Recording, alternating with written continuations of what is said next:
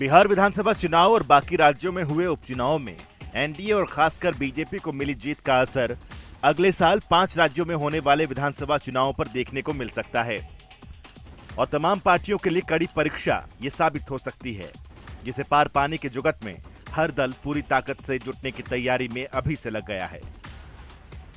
इन राज्यों में पश्चिम बंगाल, असम, केरल, तमिलनाडु और पुडुचेरी शामिल हैं। जम्मू कश्मीर में भी अगले साल चुनाव हो सकते हैं, लेकिन यह तभी संभव होगा जब वहां परिसीमन की प्रक्रिया पूरी हो जाएगी।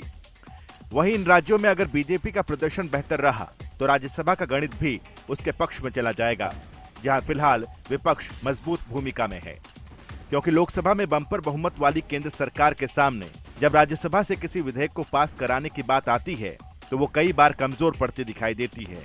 इसका कारण है कि कई राज्यों से चुनकर आने वाले क्षेत्रीय दल कांग्रेस को अपना समर्थन दे देते हैं। असम में बीजेपी के नेतृत्व में एनडीए की सरकार सत्ता में काबिज है, इसलिए वहां पार्टी के सामने सरकार को बरकरार रखने की चुनौती होगी। इसके लिए पार्टी काफी पहले से तैयारी में जुट गई है। बीजेपी का सबसे ज्यादा ध्यान बंगाल पर है, जहां वो 10 साल से सत्ता में काबिज ममता बनर्जी की सरकार को उखाड़ फेंकना चाहती है। असम में बीजेपी नेतृत्व वाली गठबंधन सरकार में दरार की खबरें आई थी, लेकिन पार्टी नेतृत्व ने जल्द ही इस पर काबू पा लिया। कांग्रेस की कमजोरी बीजेपी के लिए वरदान साबित हो सकती है। वहीं साल 2019 के लोकसभा चुनाव के दौरान बंगाल में सत्तारूढ़ ममता बनर्जी कमजोर होती नजर आई थी। 22 सीटों के साथ तृणमूल कांग्रेस भले ही नंबर 1 पर रही हो, लेकिन बीजेपी के खाते में 18 सीटें आई थी। लोकसभा चुनाव की ये जीत बीजेपी के लिए बेहद अहम हो गई।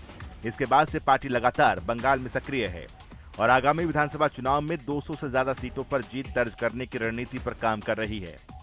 वहीं बीजेपी के पास केरल में 1 और पुडुचेरी में 3 सीटें हैं। तमिलनाडु में बीजेपी के सहयोगी पार्टी एआईडीएमके सत्ता में है। अगले साल 5 राज्यों में होने वाला चुनावी दंगल कौन जीतेगा ये तो नतीजा ही बताएगा, लेकिन सभी के सामने कड़ी चुनौती होगी और इस कड़ी चुनौती को आसान करने की कवायद अब शुरू होगी। माफ कीजिएगा, शुरू हो चुकी है।